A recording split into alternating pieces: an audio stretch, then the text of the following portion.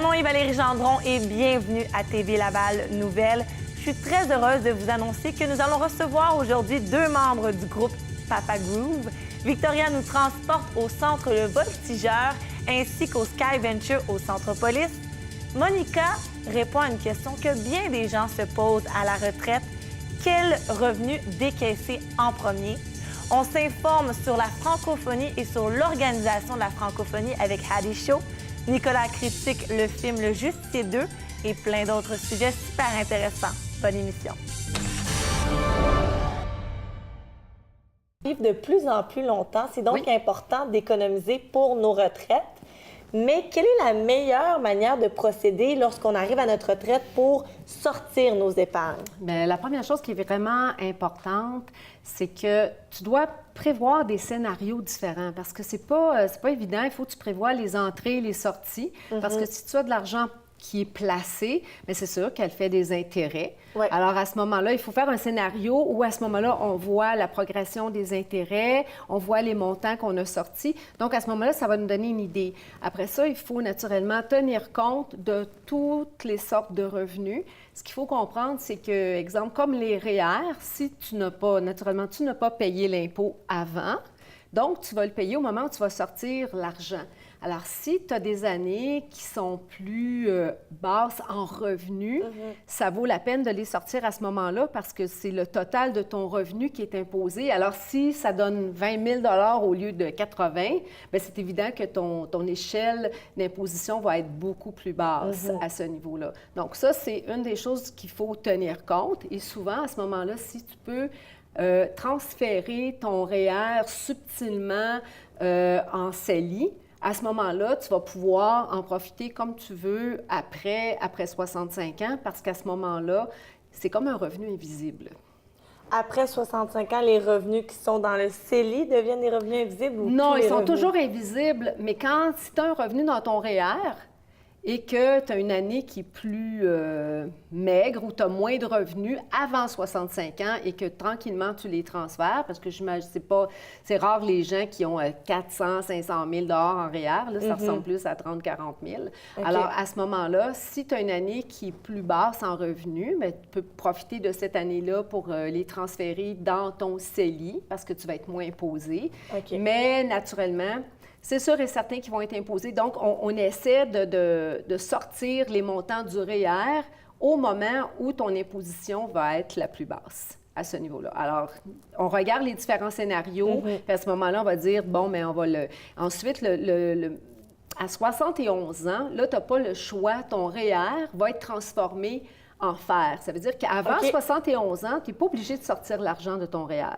Tu peux dire, non, moi, je n'y touche pas, j'en ai pas besoin, j'ai un fonds de pension, j'ai plein de CELI, j'ai plein de choses, mais à 71 ans, tu n'as pas le choix.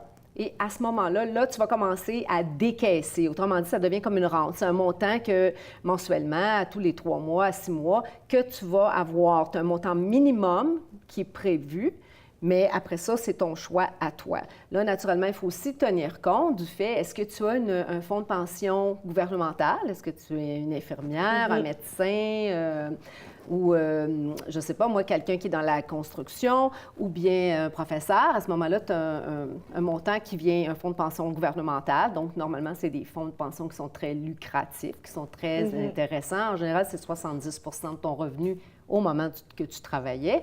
Et à ce moment-là, ces montants-là sont importants. Alors, les autres montants, tu attends plus tard pour les sortir. Parce que si tu as 70 de ton revenu qui te donne genre 40 000, 50 000, bien, pourquoi rajouter un REER sur ce montant-là? Ça ne serait pas tellement logique.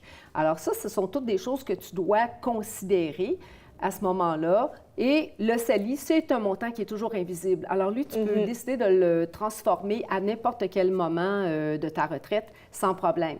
Pour ce qui est de la RRQ, le régime des rentes du Québec, c'est important de comprendre que c'est imposable. Ce montant-là est imposable et qu'il est garanti jusqu'à ton décès. à ce niveau-là. Et c'est un montant, c'est un revenu. Donc, il va être considéré avec tous les autres revenus que tu vas avoir à ce moment-là. Alors, ils vont faire le total de ton revenu si tu as une pension, si tu as la RRQ, plus, je ne sais pas moi, des revenus de ton REER. À ce moment-là, tous ces montants-là sont mis ensemble. Ça donne un montant total qui est imposable. Si notre situation financière nous le permet, est-ce que c'est mieux d'attendre jusqu'à 71 ans avant de toucher à nos REER? Oui, oui. Oh, oui, le plus tard possible, parce qu'à 71 ans, techniquement, à moins d'avoir un revenu de pension, à ce moment-là, tu peux attendre le plus longtemps possible parce que ton revenu va être plus bas qu'au moment où tu n'es pas en pension, où tu commences peut-être au niveau de ton début de pension. Donc, tu peux attendre. Naturellement, il y a une chose qu'il faut que tu considères, tes pronostics de santé aussi, parce que la pension de vieillesse, elle, c'est 65 ans automatiquement, mais par contre, le régime des rentes du Québec, tu peux décider de le prendre à partir de 60 ans, mais à peu près à chaque année que tu le devances, donc au lieu de 65, tu dis je le prends à 60 ans, 61 ans, bien, c'est à peu près 6 %. Alors, ça paraît énormément, ça pourrait être à peu près la moitié, presque la moitié du montant. Alors déjà, si c'est la moyenne est 200 $ par semaine et que là, ça t'en donne, je ne sais pas moi, 120. Mais par contre, si ton espérance de vie est menacée, bien, à ce moment-là, ça sera peut-être une meilleure décision que de dire, bien, je vais attendre à 65 ans si dans le fond, peut-être que tu en as jusqu'à 74, 75 par rapport à ton historique familial, ton historique de frère, sœur, père, mère. À ce moment-là, ce sont des choses à vraiment vérifier. Alors, c'est pour ça qu'avec un conseiller, à ce moment-là, tu t'assois, puis on fait différents scénarios, puis on regarde le scénario qui semble le plus pertinent, le plus... Parce que quand c'est bien fait... pour toi. Parce que quand c'est bien fait, tu pourrais jusqu'à doubler la valeur de chaque dollar. Alors, ben oui, puis c'est important aussi pour pension de vieillesse de la IRRQ de communiquer aussi d'avance pour t'inscrire. Parce que si tu ne le fais pas, bien malheureusement, ce qui est perdu est perdu. Alors, normalement, tu as plein d'informations partout dans les institutions financières. Ton conseiller, normalement, va t'informer, mais il ne faut pas prendre ça à la légère, là. Ça serait vraiment dommage. Il faut bien planifier tout ça. Merci beaucoup, Oui, ça me Manika. fait plaisir, Valérie. Ce matin, on va s'informer sur la francophonie et sur l'organisation de la francophonie avec Hadi Shaw. Bonjour Hadi, ça va bien? Bonjour Valérie. Oui, comme tu l'as dit, on va parler de francophonie et de l'organisation qui a actuellement à sa tête Michaël Jean, ex-gouverneur général du Canada, puis journaliste de Radio-Canada. Donc, on commence d'abord à s'attacher à savoir qu'est-ce que c'est que la francophonie. Donc, on va parler de la francophonie avec un petit F, qui est donc le fait de parler français. On ne parle pas de l'organisation institutionnelle. Ce terme est apparu pour la première fois au 19e siècle, en 1880, lorsqu'un géographe français du nom de Onésime Reclus a pour la première fois utilisé ce terme pour désigner l'ensemble des personnes donc, et des pays qui parlent le français. Voilà. Maintenant, dans les années, en 1970, on a eu 4 présidents amoureux du français, dont le président Léopold Sédar Senghor, donc un pays, le Sénégal, colonisé par la France. Puis Senghor aimait à dire que des décombres de la colonisation, qu'ils ont trouvé cet outil merveilleux qu'est le français. Donc les 4 présidents, Senghor, Bourguiba, Amani Diori du Niger et le prince Norodom Sihanouk du Cambodge, ont mis en place, avec 26 autres États, présent, ce qu'on appelle l'Agence de coopération culturelle et technique, l'ACCT, en mars 1970 au Niger. Voilà. Donc, il y a eu 22 pays signataires. Il y en avait 26 présents, puis 22 ont signé la convention. Et parmi ces pays signataires, bien entendu, le Canada, mais aussi le Québec comme gouvernement déjà. Puis on avait la France, Haïti, on avait aussi le Vietnam, on avait d'autres pays africains, dont le Rwanda. Donc pour ceux qui s'interrogeraient aujourd'hui sur la légitimité de la candidate rwandaise qui veut remplacer Michaël Jean. Michaël Jean qui, on le sait, fait face vraiment à une fronde pour la remplacer à la tête de la francophonie. Oui, surtout qu'il y a eu plusieurs controverses avec elle lorsqu'elle était, pendant qu'elle occupait ce poste. Donc, exactement. Voilà. Donc, une polémique qui continue encore. C'est sûr qu'elle se justifie. Qui a raison, qui a tort, mais on le saura au prochain sommet. Si elle va rester là, puis la candidate rwandaise est soutenue par la France. alors que Michaël Jean était passé avec le soutien de la France et du Canada. Et pour ce poste, comment le vote se fait? C'est les chefs d'État réunis lors du sommet qui décident. Et je vous dirais que pendant le dernier sommet où Michaël Jean a été élu, il y a eu beaucoup de grondes au niveau des chefs d'État africains. Okay. Voilà, moi j'avais une correspondante sur place qui a couvert le sommet. Puis certains présidents ont même quitté la salle parce qu'ils n'étaient vraiment pas d'accord du fait qu'on leur imposait quelque part une candidate. Il faut dire que la francophonie, depuis qu'elle a été créée, parce que c'est un outil créé par des États africains, donc ces États-là avaient toujours gardé la maîtrise sur l'outil qu'ils avaient créé. Donc il y avait toujours un Africain à la tête de la francophonie. C'était la première fois qu'on avait quelqu'un de l'Amérique du Nord qui prenait le contrôle. Donc, on va voir si ça revient à l'Afrique pour cette prochaine fois. Ça va être intéressant de regarder ça, de regarder ça. Voilà. La francophonie aussi institutionnelle, qu'est-ce que c'est actuellement? Donc, c'est une assemblée parlementaire de la francophonie, donc législative. C'est l'agence universitaire de la francophonie. C'est TV5 Monde, un outil de communication incroyable avec plus de 200 mondes couverts, 200 pays. Couvert de ce monde, on s'en va loin. Ouais. Donc, puis l'Association internationale des maires francophones, l'AIMF, et l'Université Senghor d'Alexandrie. Donc, des fois, on s'inquiète du fait français. Est-ce que le français va survivre? Quelle est la place du français dans le monde? Il faut dire que ce n'est pas négligeable. Hein? Donc, si on parle de l'organisation, c'est 84 États et gouvernements. Donc, 58 membres et 29 observateurs sur 5 continents. On parle d'un peu plus de 900 millions quand même qui sont intéressés à la francophonie. On parle même d'un peu plus d'1 milliard de francophones dans le monde. Et c'est la 3e langue des affaires après l'anglais et le chinois. C'est la 2e langue apprise dans le monde.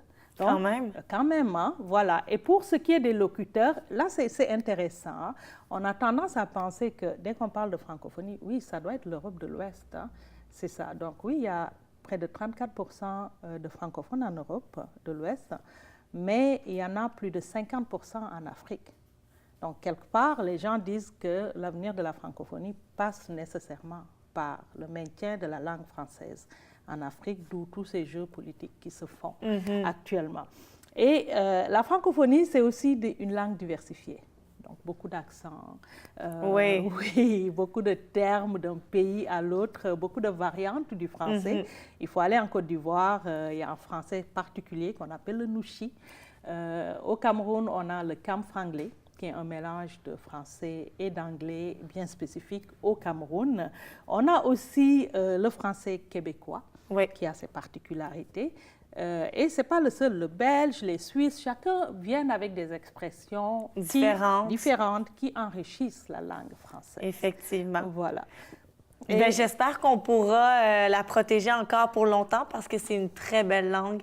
Merci beaucoup, Hadi.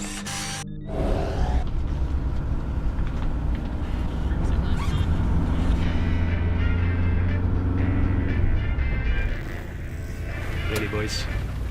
Let's do this. How did we get so rude? Why can't we stop now playing the fool? Let's bring it down today and leave our superstitions real far away. We want it, no more the feeling of being caught in a race. We want it, all on the same boat, the conflicts at bay. Oh, I wanna make this place, this vision should be what we all celebrate. Yeah, yeah. We bring it down, start it new. I'm talking about all of us. Can we bring it down? We know it's true. I'm talking about all of us. We bring it down, we all know I'm talking about all of us.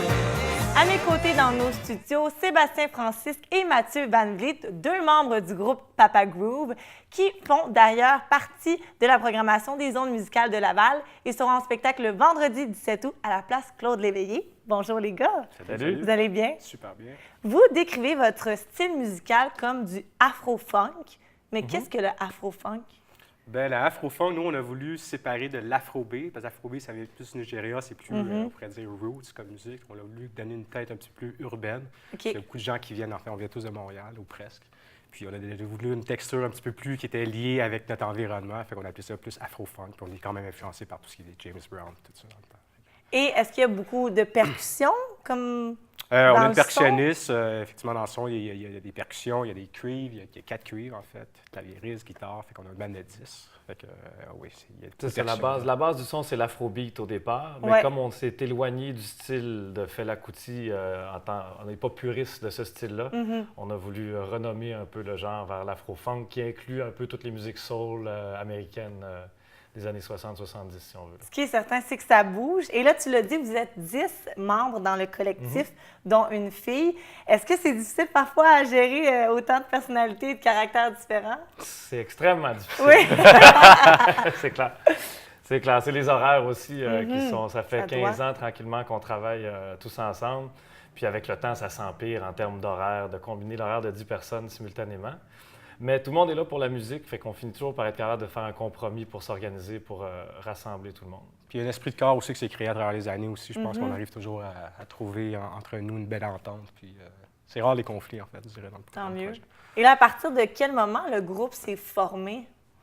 Ça a commencé instrumentalement. il y Ouais, à ça a peu près, commencé au début des années 2000 en instrumental. C'est quelque chose qui s'est développé jusqu'à devenir un show. Au début, c'était un jam qui est devenu un spectacle instrumental. OK.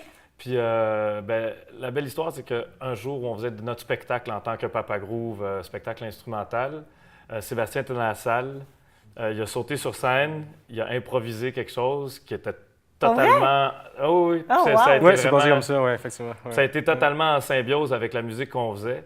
Puis à partir de ce moment-là, Seb s'est intégré au groupe. Puis tout le premier album, c'était des morceaux instrumentaux au départ, dans lequel Sébastien s'est intégré. Puis a intégré un texte. Puis là, on a reformulé la structure autour du texte, puis de la voix en plus. Parce que Ben, ça a Sébastien, été- c'est ça, tu es le chanteur. Mais là, quand tu as jumpé sur scène, est-ce que tu les connaissais au moins comme En fait, amis? je connaissais le batteur avec lequel Ok. on faisait on jouait souvent à Tadoussac ensemble, on faisait des séances d'improvisation. Puis il me parlait souvent du projet. Moi, j'avais mes trucs personnels à l'époque. Puis je savais qu'il jouait à Montréal, en fait. Puis je dis bon, il y a le groupe Papa Groove, je présume, qui ont un chanteur déjà. Fait qu'en arrivant là, genre, je pense qu'il m'a même pas salué. Il a dit deuxième chanson, deuxième set, t'embarques. Je dis OK, c'est cool, je suis embarqué. Puis on a fait 4 Puis nous, chansons. on n'était pas au courant. Fait que c'est Pour très vrai? drôle, c'est que Wow. Sylvain, justement, le batteur, a dit ça, mais nous, on s'y attendait pas. Puis donc, ça a été un moment assez marquant. Puis ça a Bien été sûr. le début de Papa Groove, comme on le propose depuis Aujourd'hui. 10 ans, tranquillement. Là. Wow! Et là, bon, vous êtes pas mal tous des musiciens. Quels sont les instruments qui composent votre groupe? Ben, la section de cuivre est composée de 4 instruments. On a le saxophone baryton, saxophone alto, trompette et trombone. OK. Ensuite, la section rythmique, on a batterie basse, clavier, guitare et percussion. Et puis, on a Sébastien qui chante. Donc, ça fait vraiment une mélodie quand même assez unique. Il y a des textures assez riches qu'on peut avoir dans ce groupe-là, absolument. Et là, je l'ai dit en intro, vous allez faire partie des ondes musicales de Laval le vendredi 17 août à la place Claude Léveillé. Les gens peuvent s'attendre à quel spectacle? En fait, on aime s'éclater sur la scène. On aime ça, en fait, un peu amener les gens dans une douce folie passagère, en fait. On aime ça que les gens soient là, qui s'amusent puis qui pensent pas à rien. Fait que nous, c'est dans l'état d'esprit qu'on est, puis on va amener les gens dans le même Ouais. état Puis d'esprit. ça va être un Papa Groove avec invités. Alors, on a plusieurs invités qui vont être au spectacle. Il y a Kim Richardson, qui est une chanteuse bien connue de la scène montréalaise, qui va être là avec nous. OK. Ilam, les deux ont participé au dernier album qu'on a fait. Il va y avoir aussi Bougat. Non, Bougat ne sera pas là sinon, c'est finalement. Hamza de Hamza. Arad, puis Ok. Myriam Sassi de Nomatic Fatu. Toute une soirée en perspective. Ouais. C'est ça. Je veux aussi vous parler de votre dernier album, The Hunt. Oui. Quel a été votre processus créatif pour cet album? En fait, on a commencé l'album comme si on voulait faire un EP. Finalement, Ok. c'est tourné en album complet, en long jeu. Ça a commencé avec des idées à droite à gauche, lancées dans des sessions de répétition, qu'on a ensuite meublées en arrangement, puis qu'on s'est rendu jusqu'en studio. Il y a eu beaucoup de travail qui a été fait en studio dans le dernier album, contrairement aux les deux autres d'avant. Puis, en fait, on l'a travaillé plus comme un album que plus comme une session live, en fait, celui-là. OK. Et pour les paroles, est-ce que tu es le seul qui s'occupe des chansons? Ou... En fait, la majorité, il y a 3 chansons. J'ai fait appel à un excellent auteur à Montréal du band Cheshire Car, qui a signé 3 textes pour l'album que j'admire régulièrement ses textes. Et pour la musique, tous les musiciens ensemble, vous créez Les le arrangements son? se font collectivement. Après, il y a quand même des gens qui arrivent avec des propositions très spécifiques, des fois incluant rythmique et arrangement de cuivre, des fois juste la rythmique, puis là, les cuivres, on s'organise avec notre partie l'arrangement, c'est assez collectif, puis c'est un peu une dynamique de la meilleure idée gagne. Donc, on est vraiment, on travaille, on essaye. Si je propose quelque chose, on va l'essayer, puis après, on va le garder ou non, dépendamment de la volonté du plus grand nombre, en quelque part. C'est souvent ça qui décide. La majorité l'emporte, j'imagine, Ouais. avec Ben, 10 notez comme personnes. sur l'album, c'était signé au niveau de la réalisation par le guitariste qui s'appelle Kike. OK. Fait que lui a travaillé beaucoup sur la réalisation de l'album. Fait que ça a noté. Il a donné la touche finale, les dernières décisions. Moi, lui c'est qui ça, les j'allais prenait, en dire fait, que justement, ouais. tout le bouillonnement créatif, on a quand même délégué ça sur la fin à Guy Kay, qui est le guitariste et réalisateur, qui a vraiment pu prendre ça, puis ça, comme si on veut avoir une vision plus Rapper le cohérente, si tout. on veut, parce Ouais, qu'à ouais. un moment, 10 cerveaux, ça finit par tirer dans tous les sens. Effectivement. Et juste avant de conclure, avez-vous d'autres projets pour cet été, si on peut aller vous voir ailleurs à Montréal? En fait, on se concentre principalement sur ce spectacle-là Oui. qui va être le 17 août. Après ça, on rentre en session d'écriture encore. Encore? On a d'autres projets qu'on veut travailler au niveau du band, puis d'autres musiques aussi qu'on va amener pour ce qui s'en vient à l'automne. Fait que, Bien, merci beaucoup, les gars, pour votre présence. Je rappelle aux téléspectateurs qu'on peut vous voir durant les ondes musicales de Laval à la place Claude Léveillé le vendredi 17 août, votre dernier album de Hunt. Et là, on s'en va vous voir en prestation. super.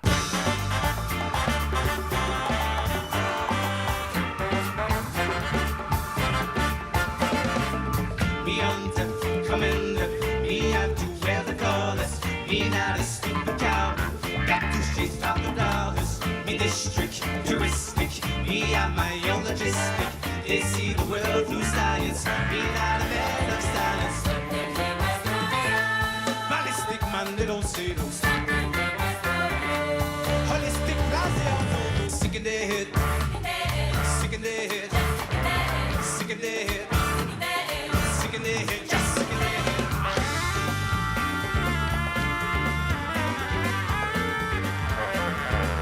Me on coming.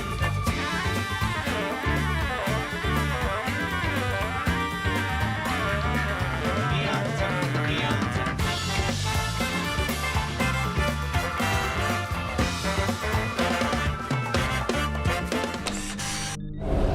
Fans de sensations fortes, soyez à l'écoute parce que Victoria nous présente le centre Le Voltigeur et le Sky Venture qui est situé au Centropolis. Bonjour Victoria, Bonjour. ça va bien? Bien oui, ça va bien, toi? Moi, d'entrée de jeu, c'est pas mon genre d'activité parce que je suis peureuse, mais je sais que les gens aiment ça quand on ressent tu sais, Ouais. une sensation d'adrénaline. Ah ben là, c'est celle-là, tu vas en sentir. Peut-être que ça va te donner la piqûre, là, puis ça va vouloir y aller. Peut-être, peut-être. Donc, premièrement, je vais te parler justement du centre Le Voltigeur, qui est à Laval, qui est fait pour faire du trapèze volant. Parce qu'en ce moment, on voit le festival Montréal Cirque, il y a le spectacle Majocola qui est fait par le Cirque du Soleil. Donc, le cirque est quand même un sujet. Puis, j'avais justement envie de vous montrer une activité pour rentrer dans le monde là, du cirque. Donc, le centre Le Voltigeur, vous pouvez faire pour commencer une initiation au trapèze volant. Donc, c'est justement fait pour connaître les bases là, du tout début. Là. Donc, vous avez un cours au début qui vous explique, là, comme pas sur le trapèze, mais bien, sur le sol, qui vous explique les bases, comment bien tenir la barre et puis tout ça. Puis ensuite de ça, vous pouvez faire justement là, les envolées. Et puis, c'est minimum de 7 passages dans le cours quand même. Donc, vous allez être 7 fois invité à monter là, pour aller faire du trapèze. Pour vous pitcher dans le vide en tenant une barre. Oui, exactement. Mais il y a un filet, là, il y a un filet. Oui, bien puis, sûr. j'ai lu, là, puis il y a beaucoup de commentaires qui disent on se sentait en sécurité, on se sentait OK, en c'est bien confiance. ça. Donc, si le monde qui ont peur, c'est sûr que j'imagine que la première fois que tu montes là, en haut de l'échelle, tu vas être un peu étonné de la hauteur.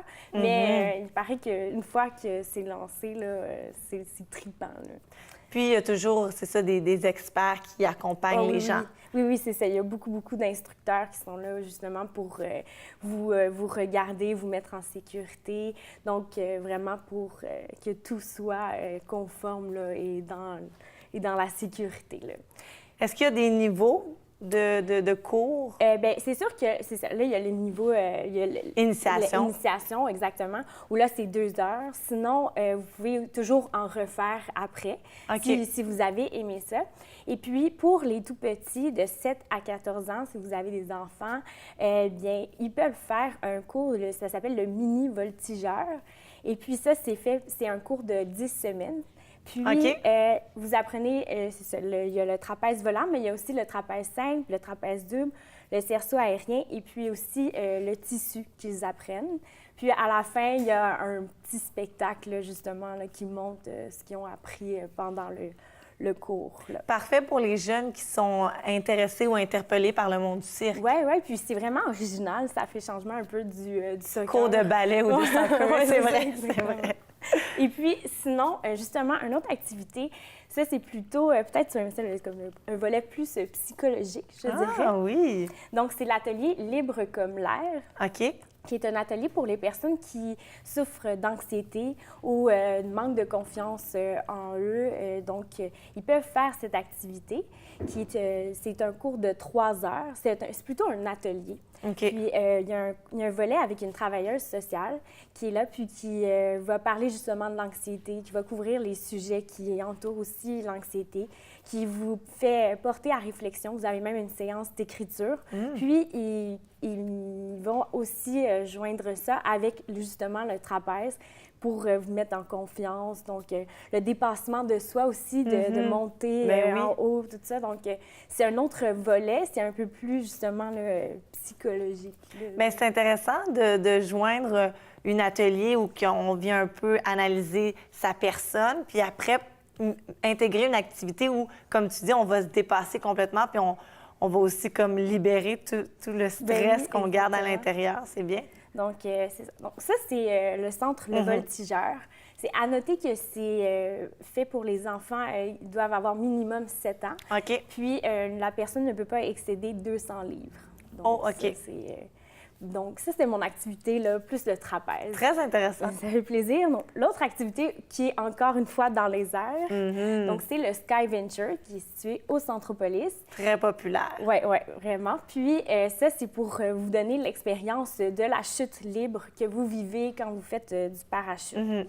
Donc, encore là, c'est un peu le même concept. Là. Il y a un cours d'initiation qui dure environ 2 heures et qui vous apprend les bases. Vous avez aussi là-dedans une session d'observation où là, vous pouvez poser des questions, puis ils vont répondre à vos questions pour voir justement comment ça fonctionne, c'est quoi les techniques, justement, pour vous tenir. Parce qu'au début, ça a l'air un peu complexe là, de prendre la position de base là, dans le... Ça s'appelle une soufflerie verticale. La position que Ben, les gens non, prennent. mais Le vent qui lève les c'est ça, personnes. une OK. soufflerie verticale. OK.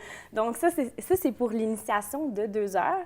Et puis, après ça, si vous avez aimé justement La sensation, l'activité. ouais, vous pouvez faire l'Académie Body Flight parce que le sport s'appelle le Body Flight. Donc là, vous êtes avec des instructeurs, vous apprenez à faire plus des acrobaties. Et puis là, si vous êtes rendu là, un athlète incroyable, vous pouvez même faire des compétitions. Vous pouvez faire des compétitions même à l'international. Donc, c'est vraiment, c'est quelque chose, le Body Flight qu'on n'entend pas nécessairement beaucoup parler, Non, mais c'est vrai. c'est un sport de compétition, Ouais, puis exactement. les gens peuvent aller au Sky Ventura pour se pratiquer. Oui, exactement.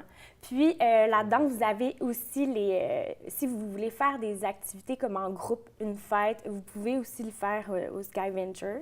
Puis aussi au Centre Le Voltigeur, vous pouvez aussi faire organiser des activités. Et puis pour terminer, le Sky Venture, c'est une place où ils veulent que le sport soit justement accessible à tous. Donc, ils ont 2 autres activités que vous pouvez faire. Une, c'est pour les personnes à mobilité réduite ou avec un handicap physique ou mental. Donc, ils ont un harnais spécialement conçu pour les personnes qui sont en fauteuil roulant. Et puis, ils peuvent justement avoir la même sensation qu'une personne... Qui n'a pas d'handicap. Exactement, exactement. Donc, vous avez ce forfait-là que vous pouvez faire si vous avez un handicap quelconque. Sinon, l'activité Skyventure, c'est fait pour les personnes de 230 livres et moins. Mais il y a aussi un forfait qui est fait pour les personnes de 230 livres et plus qui peuvent aussi profiter là, justement de l'espace exactement comme les autres personnes peuvent le faire. Là. Donc, C'est très bien ça. Merci beaucoup, Mais ça fait Victoria. plaisir. Je ne sais pas si je vais faire ces activités-là parce que je suis vraiment peureuse, mais je suis persuadée que tu vas donner l'envie à plusieurs de nos auditeurs. Mais ça fait plaisir. Cette chronique sociopolitique est rendue possible grâce à Madame Monique Sauvé, députée libérale de la circonscription de Fabre, membre du bureau de l'Assemblée nationale du Québec. On a appris, selon une étude de Statistique Canada, que le taux de criminalité a augmenté depuis les 3 dernières années et on va en discuter avec Arès Burlaco. Bonjour, Arès. Bonjour, un plaisir de vous retrouver. Ça va bien? Oui, ça va. C'est un peu malgré la chaleur, mais Oui. on est content. Oui, mais c'est un peu une nouvelle décevante, inquiétante de savoir que le taux de criminalité augmente depuis... Oui, quand vous aviez commencé à parler, ça m'a passé par la tête. Vous vous rappelez la déclaration d'Obama, le candidat Obama à l'époque, c'était en 2008, lors de sa première campagne électorale pour remporter la mise, la présidence des États-Unis. Il disait que dans un contexte de crise, les gens ils s'arrachent à 2 choses, à la religion et aux armes. Tu sais, il a fait couler beaucoup donc cette déclaration. Quelqu'un considérait, même par la communauté des analystes, comme quoi c'est une gaffe majeure. Finalement, ça n'a pas eu des conséquences pour son avenir politique. On a vu bien qu'il a gagné. Mais ça me revient un petit peu à l'esprit, effectivement, cette déclaration-là, parce que quand même, on est dans un contexte de crise. On le voit. Je ne parle pas d'une crise économique forcément. On va voir qu'est-ce que ça va donner, le protectionnisme envisagé par le président Trump. Mais une crise de la société, on la voit, on la ressent.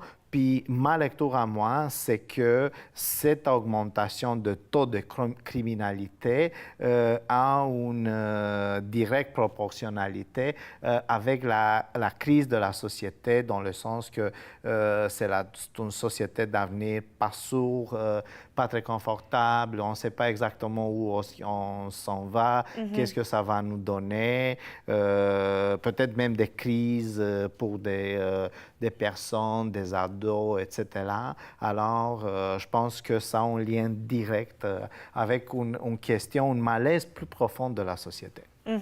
Par contre, ce qu'il y avait d'intéressant dans l'étude, c'est que on ressortait le fait qu'il y avait aujourd'hui plus de cas rapportés d'agressions sexuelles, mais ça ne veut peut-être pas nécessairement dire qu'il y a plus d'agressions sexuelles qu'avant, mais ça veut peut-être juste démontrer qu'aujourd'hui, au moins, les gens dénoncent, surtout après le mouvement MeToo. Oui, effectivement, je pense que c'est ce qui nous donne, ça donne aux personnes qui sont plus ouvertes maintenant sur le sujet, la possibilité, effectivement, de s'exprimer, même de déposer des accusations à la limite envers ceux qui commettent des crimes de nature sexuelle ou des gestes inappropriés, etc., pour ne pas parler de toute la gamme. Alors, on voit quand même ce courage peut-être que manquait auparavant, cette transgression de tenir caché un certain sujet un petit peu plus sensible, puis maintenant de le sortir sur la place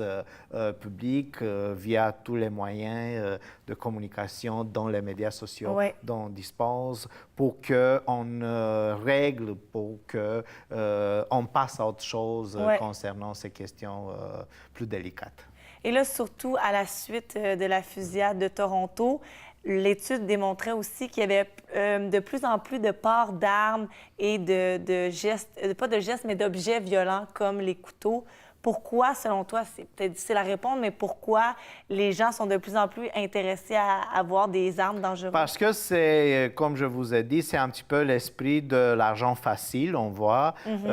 Ça, c'est pour une ville assez paisible, comme c'est la capitale fédérale, Ottawa, on a vu, puis les médias ils nous décrivent une vie de gang qui pourrait nous laisser perplexes. Là. Ça veut dire que c'est une constante augmentation des gens qui, au lieu d'étudier pour une maîtrise ou un baccalauréat en communication comme vous faites, alors ils trouvent ces moyens-là pour avoir accès un petit peu plus facile aux fonds, à l'argent, parce que la société prime plutôt la capacité d'accumuler des biens plutôt que se donner une certaine perspective de se mettre au service de la société ou d'une cause ou s'identifier avec l'autre. Alors, on est devenu de plus en plus individualiste où l'argent, c'est ce qu'on Nous domine. nous domine. Fait que pour les jeunes, au lieu de faire 20 ans de études. galère avec l'expérience accumulée, c'est plus facile d'entrer, entre guillemets bien sûr, sur ce marché-là. Dans le milieu criminel où tout est tout est vient permis, puis il y a facilement dans accès nos mains. à tout dans une période de temps, bref. On le sait qu'aux États-Unis, le culte des armes à feu est super important. Pour eux, c'est comme impossible de Là, c'est une d'éliminer question les armes. plus culturelle. Au Canada, Ouais. c'est pas la même chose. Mais est-ce qu'on commence à être influencé peut-être par ce mode Je de pense que oui, pensée-là? vous avez tout à fait raison. C'est ce qu'on a discuté même la dernière fois, la montée du populisme, la montée d'une, je dirais même, pour utiliser un mot un petit peu plus dur, l'ignorance dans le sens où Ouais. on n'est plus penché sur les valeurs réelles, ce qui compte. Alors, on devient influencé par ces courants où la disposition des armes, etc., ça nous rend plus libres, plus sourds, plus individuels. Donc, vers plus la droite, mais la droite Ouais. populiste, Ouais. comme on a un petit peu dans certaines régions et territoires de nos voisins du Sud. Donc, ça pourrait avoir une influence, oui, je suis plus porté à vous dire ça. Je serais d'accord avec toi. C'est ce qui nous rappelle que c'est important de continuer d'informer les gens le plus possible pour ne pas créer des mouvements extrémistes comme ça. C'est la seule, la plus importante, puis je pense que ça va être vraiment l'un des défis les plus importants de la nos société. sociétés La vraie actuelles. information, c'est ce qu'on fait contre les fake news pour donner notamment aux personnes la possibilité de juger par eux-mêmes Voilà. ou par elles-mêmes, effectivement, de la bien fondée, des assis solides de notre société pour ne pas aller dans la dérive un petit peu plus extrémiste qui crée toutes sortes d'événements comme on a vu hier. C'est impensable. On nous fillette de 10 ans qui meurt dans les rues de Toronto en vie paisible. La ville reine, moi, Vraiment. c'est inconcevable. Merci beaucoup, Rares. Au plaisir. L'été au Québec, la nature nous offre une grande variété de fruits et de légumes. Et puis, on se sensibilise à manger plus local. Eh bien, le marché de quartier du Vieux-Sainte-Rose vous offre une grande sélection de produits frais et locaux, comme des légumes et des fruits bio, des produits du terroir, ainsi que des fromages, de la boulangerie et de la pâtisserie. Donc, venez faire un tour.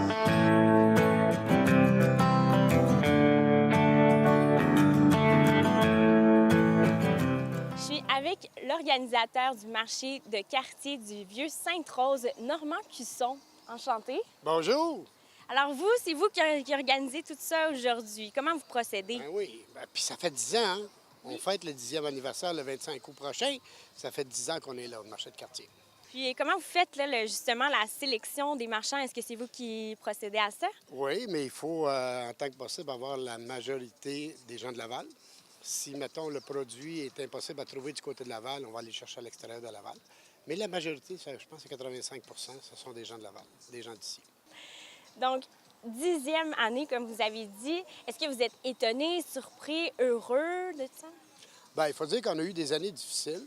Les 2-3 premières années, ça fonctionnait très bien. Puis ça s'est mis à baisser beaucoup. Puis ça l'a repris depuis 2 ans. Là, ça a recommencé. Et je regarde, je fais le tour de plusieurs marchés de quartier. Puis c'est un peu le même problème. Au début, ça va fort, fort, fort. Là, d'un coup, ça tombe, puis d'un coup, ça revient. Toutes les semaines, on a des gens qui viennent faire déguster leurs produits. Au moins, avec ce genre d'activité-là, ben, ça attire plus de monde.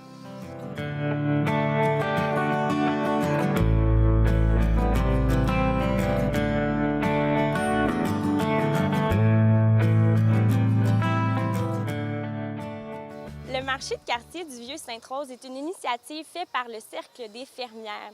Et j'ai avec moi Thérèse Audy, puis Lucille Legault, qui font partie du Cercle des fermières. Thérèse Audy, c'est la fondatrice. C'est elle qui a justement organisé le marché. Alors, quel était le but lorsque vous avez décidé d'organiser l'événement? Au début, il y a 10 ans, on a commencé par vendre des légumes, que les profits allaient pour la fondation ici, là, de la paroisse. Oui. Puis ensuite, comme ça s'est dissous, on continué avec pour Olo. Olo, qui est la fondation. Qui est la fondation de œufs, lait et orange pour donner pour les bébés, les mamans enceintes pour les bébés. C'est nous qui donnons le plus à la Fondation Olo à travers la province de Québec. Puis nous, dans notre fédération, bien, c'est notre cercle qui donne le plus là, présentement à la Fondation Olo. C'est c'est par nos ventes ici au marché de quartier à tous les samedis qu'on réussit à avoir ça. On va aussi à Sainte-Justine, puis on va dans des résidences, puis on a notre exposition au mois de novembre qui nous donne des fonds. Puis en même temps, bien, il y a une de nos compagnes qui a aidé, là, Suzanne, elle a aidé parce qu'elle est décédée cet hiver, puis elle a demandé que les fonds soient envoyés à Olo. Fait que ça nous aide aussi.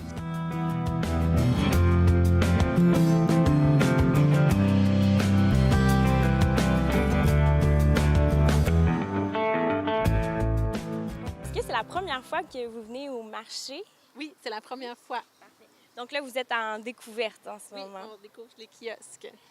Puis, est-ce que vous avez vu, comment vous avez entendu parler du marché? Hier, on est venu à la crèmerie puis on a vu les affiches. On s'est dit qu'on allait revenir ce matin. Alors vous, est-ce que c'est la première fois que vous venez au marché? Non, ce n'est pas la première fois. Pourquoi vous venez plus d'une fois? Est-ce que vous avez des commerçants en particulier qui vous... Bon, on essaie d'entretenir la vie de quartier ici. On trouve ça sympathique. On est dans un beau quartier à Laval. Puis avoir des maraîchers comme ça qui se déplacent, bien, on en profite. On encourage. Je suis avec le député libéral de Sainte-Rose, Jean Abel. Bonjour. Bonjour, ça va bien? Oui. Donc vous, aujourd'hui, vous faites les hot dogs pour le marché. Exactement, mais c'est une tournée barbecue. J'invite les gens au marché de quartier de Sainte-Rose. C'est vraiment une belle ambiance. Il y a des producteurs locaux, plein de beaux produits. Puis aujourd'hui, je vais distribuer des hot dogs pour les citoyens. Puis quelle importance ça a justement pour vous d'être présent pour faire des hot dogs pour les citoyens? Moi, j'ai déjà été vice-président de la Commission de l'agriculture. Donc pour moi, le fait que Laval soit très agricole aussi, les gens ne le savent pas, mais il y a au moins 30 de Laval qui est zone agricole. Donc on a plein de beaux producteurs ici locaux.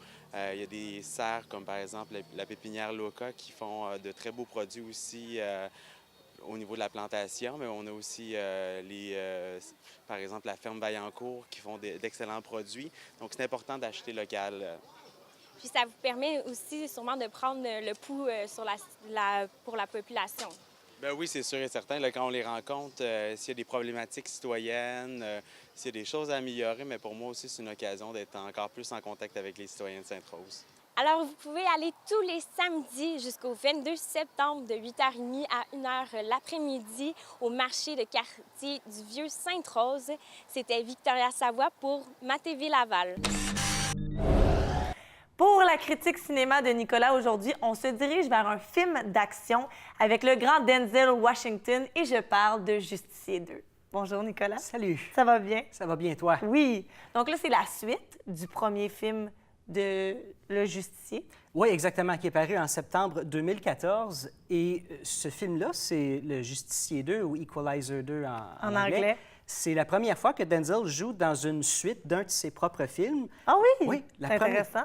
La première fois aussi que Antoine Fuqua, le réalisateur de Equalizer, le deuxième et le premier aussi, bien, réalise une suite à un de ses films aussi. Donc, c'est une première pour ces deux-là qui ont quand même travaillé ensemble 4 fois avec la série Equalizer, Magnificent Seven en 2016, Training Day aussi en 2001, parce que c'est Antoine Fuqua qui a réalisé Training Day.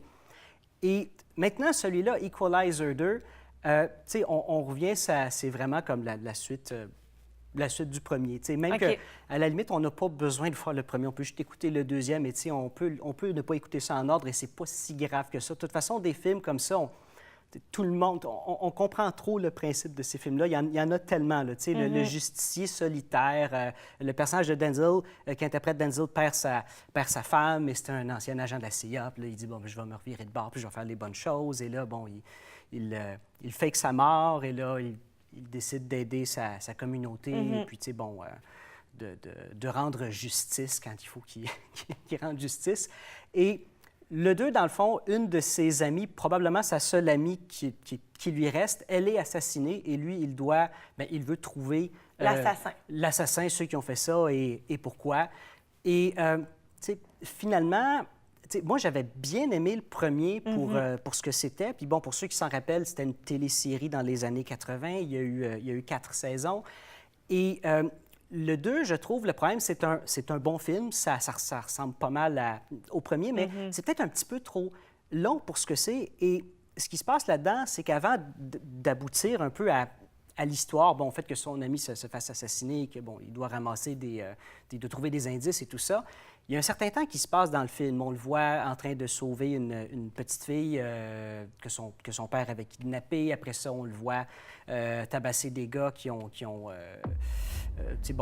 Donc, c'est long avant d'arriver dans le vif du sujet. C'est un peu ça que tu dis? Oui, c'est ça. C'est un petit peu long avant d'arriver. Et, encore une fois, c'est bien pour ce que c'est, mais il y a peut-être un petit peu trop de longueur. Mais peut-être aussi que le bon côté des choses qu'on veut montrer, que le personnage de Denzel Washington, c'est pas juste un justicier qui casse des gueules, c'est quelqu'un qui aide sa communauté, qui va prendre sous son aile un jeune, qui a beaucoup un grand talent artistique et qui va l'aider, à pas aller dans les gangs de rue, toutes sortes de choses méchantes.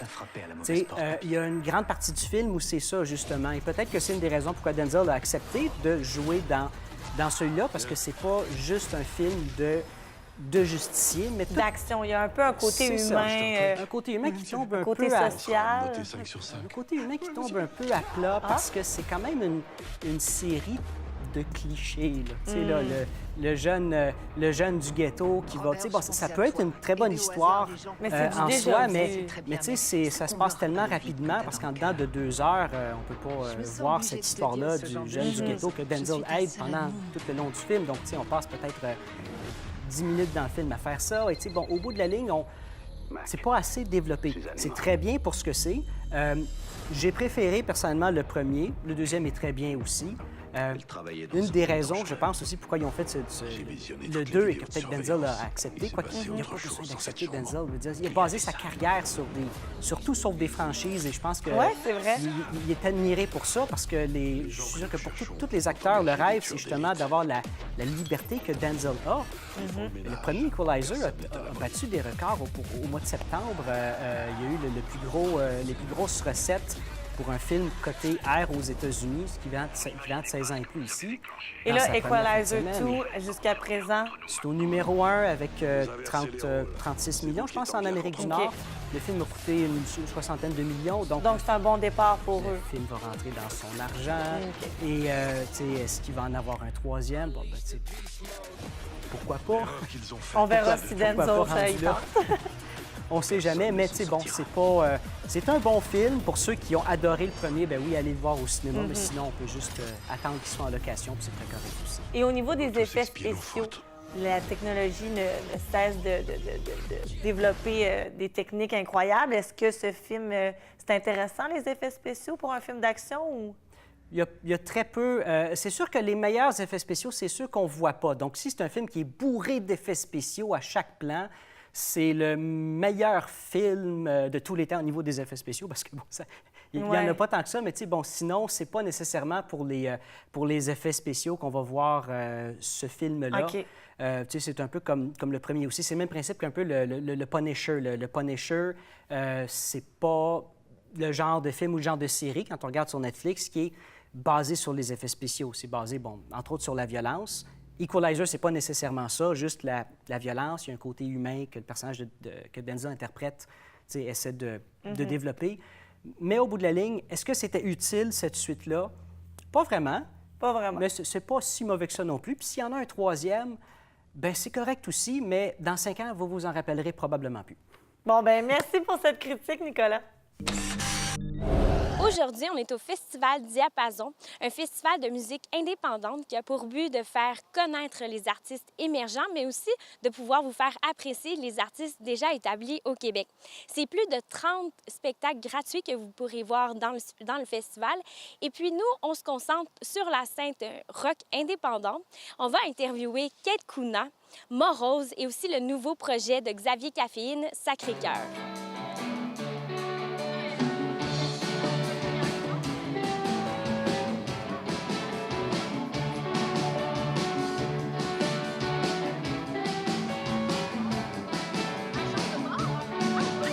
Je mangeais à ma faim, je dormais assez bien.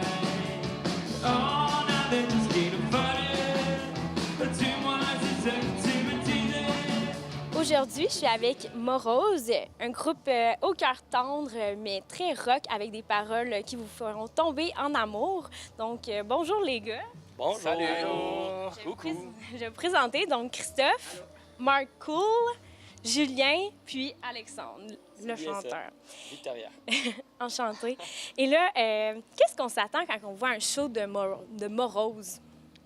On s'attend, nous, on espère que les gens tombent en amour. Alors, qu'est-ce qu'on s'attend? Je sais pas trop. Clairement pas à être triste. Si t'es triste puis t'as un show de Morose, ben, tu devrais peut-être aller voir peut-être un psy ou consulter. Peut-être ça va pas bien. Puis, c'est ça, ben, d'ailleurs, un de vos buts, c'est que le public se french pendant votre show. Ça, c'est comme le summum. Ouais, c'est arrivé, honnêtement. Il y a même des fois, il y a des gens qui nous ont posté comme là, il y a 2 ans, on est tombé en amour sur du Morose, patati patata. Ben oui, j'ai une bonne histoire, en fait. J'ai un couple d'amis, shout-out à Marie-Jade et Fred, qui sont, depuis notre show de lancement, en fait, ils sont en couple. Ouais. Ils sont ensemble. Puis, Créateurs d'amour. C'est ça, l'amour, en fait. On est là pour répandre l'amour de since day one, puis ça va être ça notre mission jusqu'à la fin des temps. Puis au niveau plus musical, là, vous êtes un peu style rock, rockabilly. Ouais. Où vous allez chercher votre inspiration?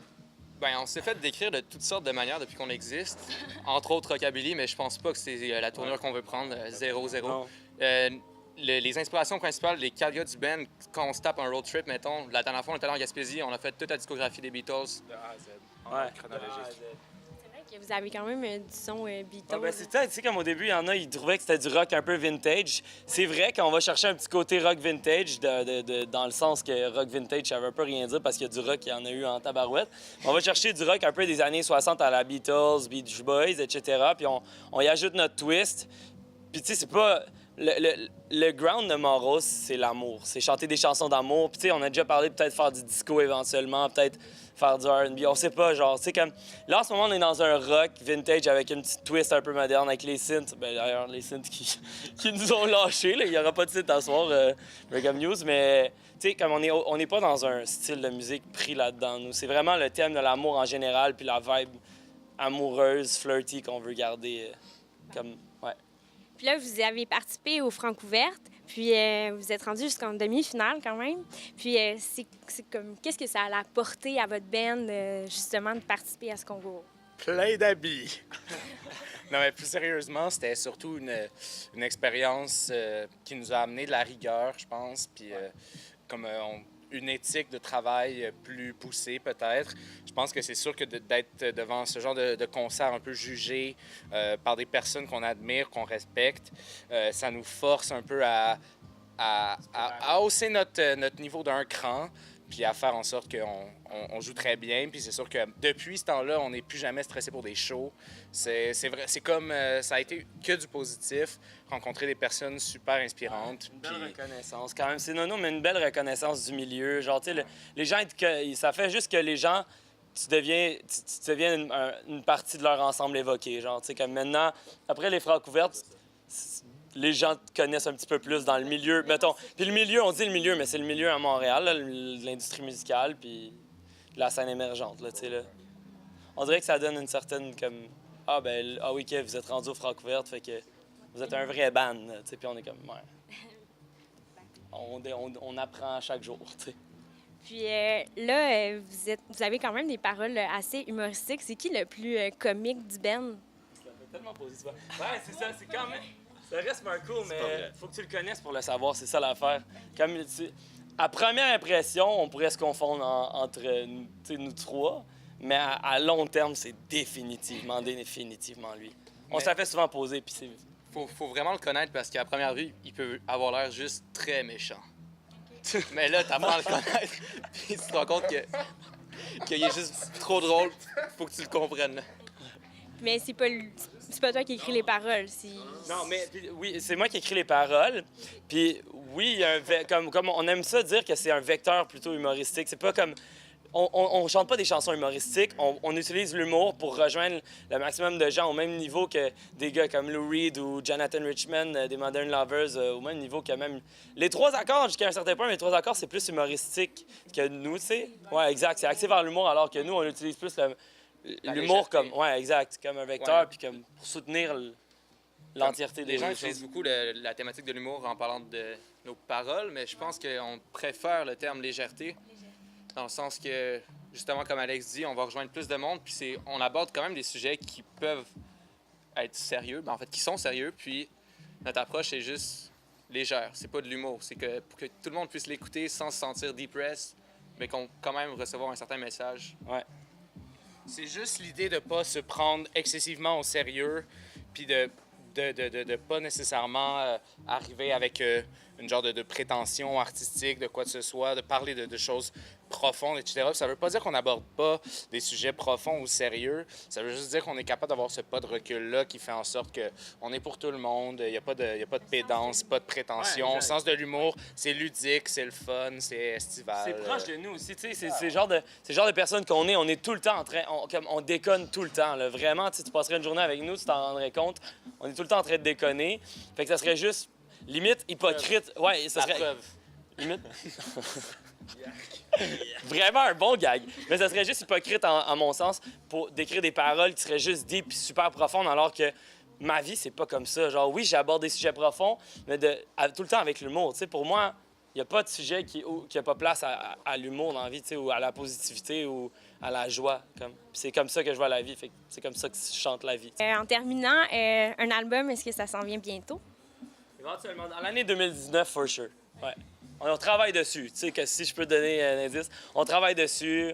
On a certains expectations, mais en 2019, ça devrait bien aller. Ça devrait être bon aussi. Ouais. C'est comme l'objectif de base, c'est que ce soit un disque réussi. Bien, merci beaucoup pour l'entrevue, puis merci pour la générosité. Puis continuez de suivre Morose, sont en spectacle pendant l'été, puis aussi suivez pour voir leur prochain album.